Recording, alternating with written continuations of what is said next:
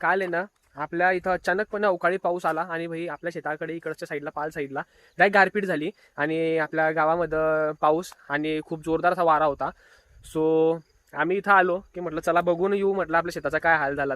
तर भाई लिटरली एक गोष्ट सांगू तर आजूबाजूवाल्यांचं आहे ना तिकडं जो मका होता, मका पण पडलाय खालती, गारने पूर्ण नासधूस झालेली आहे. त्यानंतर इथं गहू बघू शकता तुम्ही, लिटरली डायरेक्ट झोपून गेलेला आहे. हे बघा पुढून वगैरे पूर्ण झोपलेला आहे. आणि आपला गहू बघू शकता तुम्ही किती शान डायरेक्ट उभा आहे, काहीच प्रॉब्लेम नाही भाई. आनंदाची बातमी म्हणजे भाई सांगू तुम्हाला तर आपलं जे पाणी होतं ना बोरिंगचं, तर ते कमी झालं होतं आणि त्यामुळे आपण आजूबाजूवाल्यांना म्हटलं होतं की आम्हाला थोडं पाणी द्या आणि त्याच्या बदले काय पैसे वगैरे असतील ते घेऊन घ्या, झाडं मरत आहेत. पण नाही आम्ही देणार नाही पाणी वगैरे, सो असा विषय होता. तर बघू शकता तुम्ही देवाची कलाकारी. आता पाऊस वगैरे पडायचं काही कारण नव्हतं, पण भाई लिटरली डायरेक्ट अचानक असा पाऊस दिला की पूर्ण शेत ओलं.